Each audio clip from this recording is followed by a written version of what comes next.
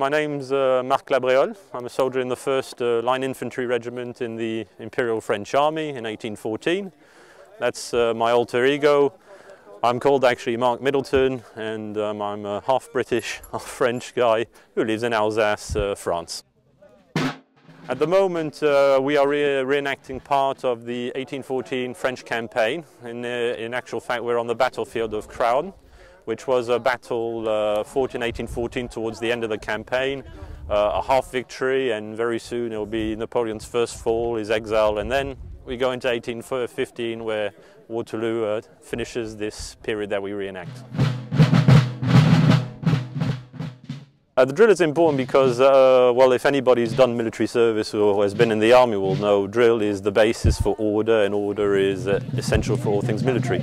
Naturally, the drill nowadays and 200 years ago is very different. So we study the drill books of the period and try and reproduce at a smaller scale what they did. Behind me you have a standard military encampment for the period in canvas tents. Let me take you to one of them.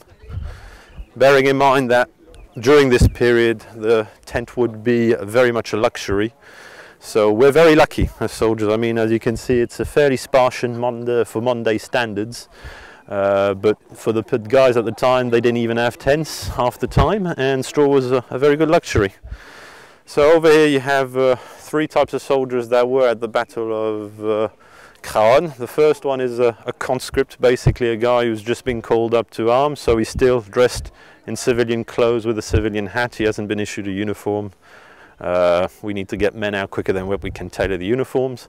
Next to him is another colleague that is in an off-duty uniform, so this would be the uniform for drills and fatigue duties. And next to him in the same regiment it's a fusilier, so a standard soldier wearing the battle service dress. So it was the habit veste and the shako, which is the cone cylindrical hat he wears.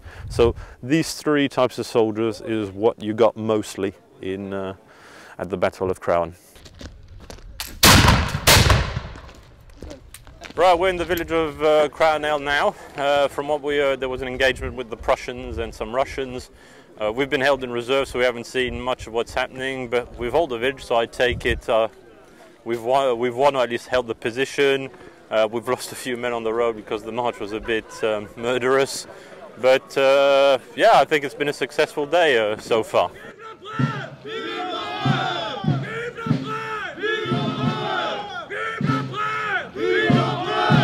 My view of the theme park is, if it is historical, if it's done tastefully and in a more educational way, why not?